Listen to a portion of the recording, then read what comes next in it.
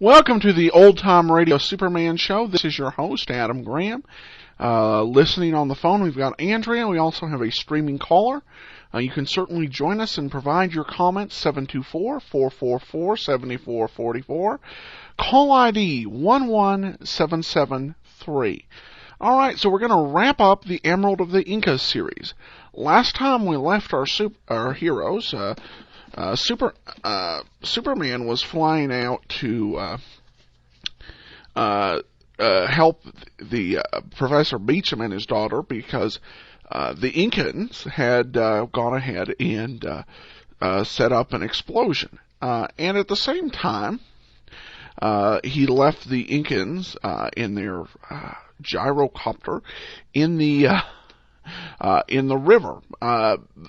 Professor Beecham realizes he's got a key amulet that basically, if the Incan priests don't have it, could be very embarrassing and is a horrible thing, and they're hoping they can use that to bargain to borrow the Emerald of the Incas back. This has been a very interesting series, and we're going to see it wrap up today. But before we do, I want to encourage you to please check out Laser and Sword magazine. This show is brought to you, of course, by Laser and Sword, and we bring this to you because we love episodic fiction, and that's what we bring back. Episodic fiction here that you can purchase and read at an inexpensive price. Our first issue is free, and our next issue will be extremely inexpensive at the low price of $1.25.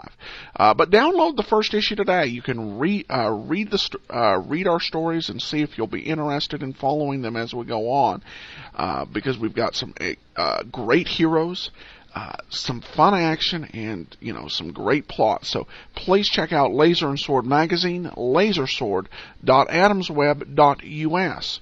All right, well, with that, we will go ahead and turn this over to Superman, the Emerald of the Incas, Part 6.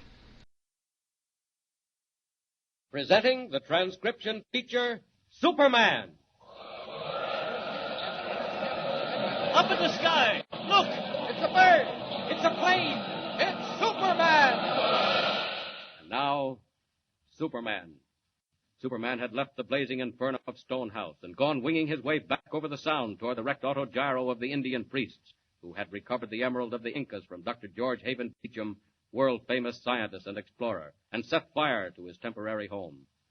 Remaining on the grounds of Stonehouse to watch the blaze and summon help, Dr. Beecham and his daughter Elsie had both made startling and important discoveries.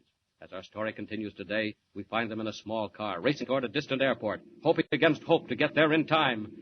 Listen. Watch out. Here's a curve. Elsie, you almost hit that car. Oh, Dad, it's all right. Look here. That thing you picked up on the lawn. You hardly told me about it at all. Providential, simply providential. If we can only find those native priests. Well, what'll you do? I'll show them what I found, the sacred amulet of the head priest, almost as sacred as the emerald itself, Elsie. Not quite, but almost. And you really think you can bargain with it? Only if I can get there. Only if we can make the airport before they can take off in their plane. Dad, what will you do? I'll return the amulet and borrow the emerald. That's all I want of it. I don't mean to keep it. I never intended that. Dad, this emerald, is it really as important as all that? Yes, Elsie, I've told you once, and I'll tell you again. If I can recover the Emerald of the Incas and decipher the writing carved on its base, I may have found the secret of life itself. Possibly the secret of life everlasting. Oh, hurry, dear, faster if you can. I'm doing my best, Dad. We must get there in time to head them off. I tell you, we must. I wonder if that reporter, Kent, has found the autogyro.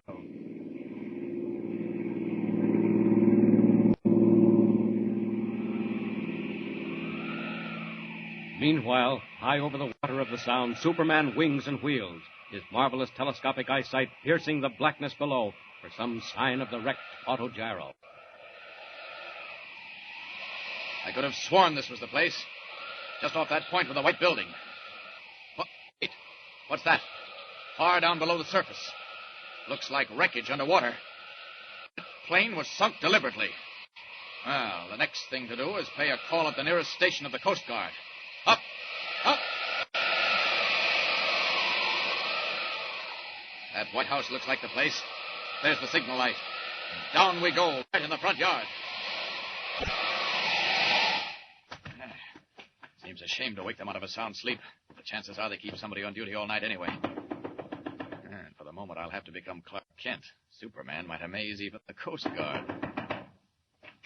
All right. That's a big rush. Oh, I'm sorry to disturb you, but... What is it? I'm looking for some friends of mine who set out this afternoon in an autogyro. Oh, an autogyro, hey? Yes. You know them fellas? Well, we're acquainted. We've met. Well, they ain't here. But they've been picked up all right. Oh? Seems they had trouble and came down on the water about a mile out. Indians, wasn't they? Oh, well, yes, more or less. Well, if they ain't, they sure got a swell tan. Anyhow, we brought them in and they beat it. Well, can you tell me where they've gone? Central Airport, they said.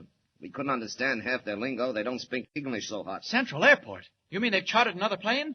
I mean, they're leaving for parts unknown. They told me the time. It's just about 5 minutes from now. 5 minutes? So unless you're figuring on getting to that airport by radio or flying there yourself, you're out of luck. It's 30 miles. Oh, thanks. Sorry to have bothered you. Okay. It's too bad you missed your friends, but maybe they won't take off. The barometer's falling. Looks like dirty weather coming up. Good night. Good night. So, you think I've missed them, sailor, eh? Well, live and learn. 5 minutes before they take off, huh? And the airport is 30 miles away. Well, you never know what you can do until you try. Here goes. Up. Up.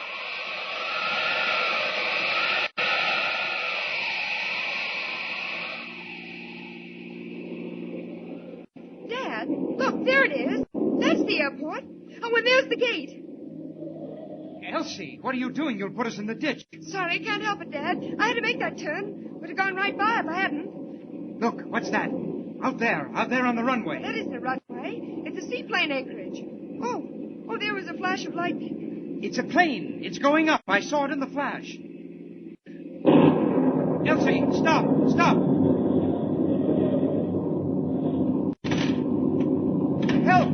Help, stop that plane. Stop it. Dad, come back. It's too late. They're moving. Oh, there's the rain. Dad, the storm. That must be the plane. Nobody else would be taking off in weather like this. Why doesn't somebody come? Stop them. Catch them. Somebody stop them.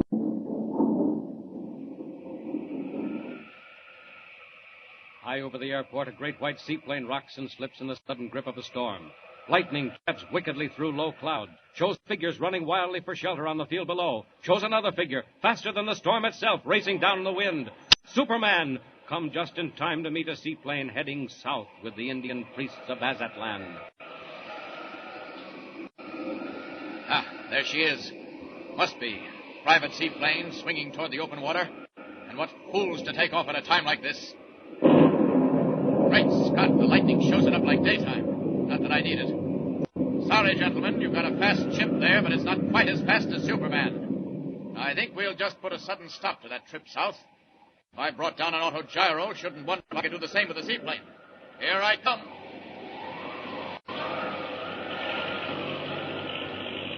Now then, if I dive into the cabin... What the... Great heavens, lightning.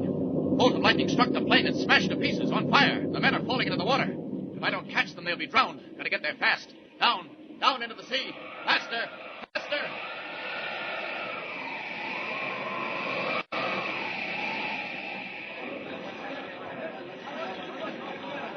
What happened, Elsie? I couldn't see. Oh, Dad, I don't know. The lightning. Could you make it out, Elsie? No, Dad, I'm not sure. It seemed as if a bolt of lightning went right through the plane, and then I didn't see anything at all. Yes. Here, stay under the shelter.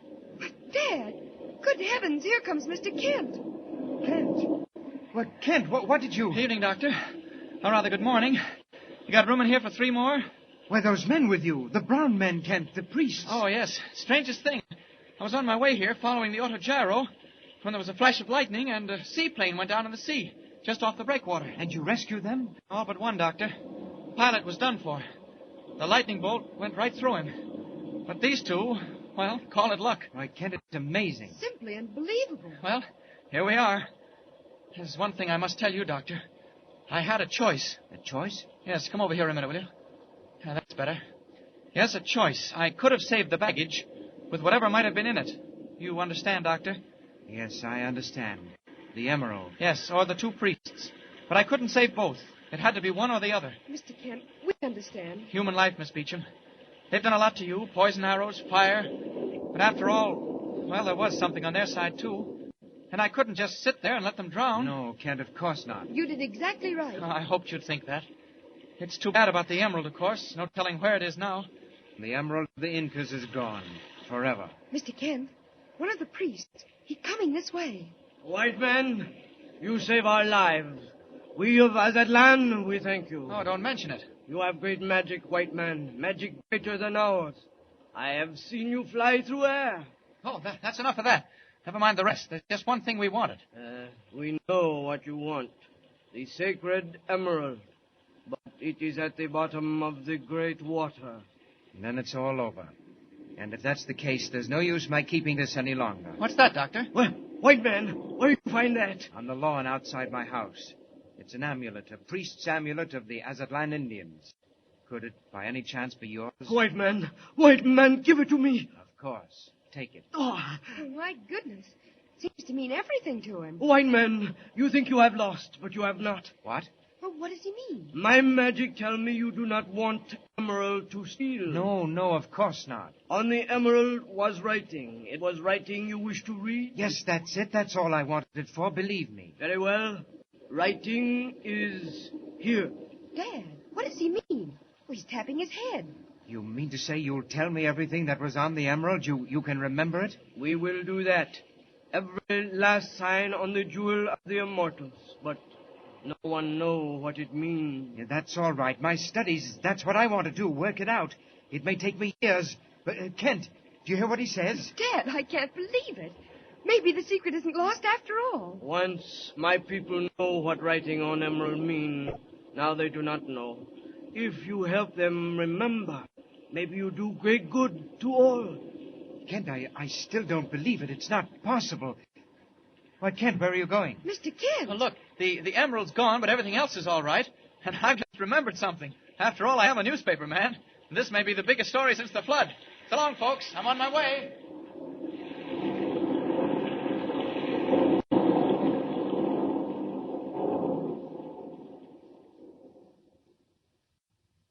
And so, even though the sacred emerald of the Incas is lost to humanity forever, the secret engraved on it may yet be revealed. Undoubtedly, we will learn what progress Dr. Beecham makes at some later date. In the meantime, Clark Kent is returning to his newspaper, the Daily Planet, where, unknown to him, another exciting adventure awaits. Don't fail to tune in next time and follow the thrilling story of Superman. And remember, be sure to tune in the next thrilling installment of the amazing transcription feature, Superman. Up in the sky! Look! It's a bird! It's a plane! It's Superman! Superman is a copyrighted feature appearing in Action Comics magazine. All right, welcome back on the Old Time Radio Superman show. And a somewhat surprising ending. Superman, I think, does come through very heroically with his decision to go ahead and forget about the emerald and save the Incan save the priest of Azatlan. Because of respect for the value of human life. So again, our heroes are products of their times, but I think the heroic quality of Superman still shines through in a great ending, and it'll be interesting to see. I am proud to say that, this series, moved beyond any type of ethnic stereotypes. So next week, Wednesday, we'll start a series called Dinelli's Protection Racket about an Italian-American mobster. Oh wait, no, no, seriously. Yeah, we'll be moving on to the Protection Racket, but still, a very positive ending to a series a series of episodes that can be quite confusing to our modern ears. And so this miniseries wrapped up. We'll get started on the next one. Please check out the blog lasersword.adamsweb.us. Please cast your vote for us. Go at Podcast Alley. Just go to podcastalley.com, put in put in Old Time Radio Superman, we come up as the first result. Comments, feedback, email me, Adam at adamsweb.us. For now, though, I thank everybody so much for listening. This is Adam Graham, signing off.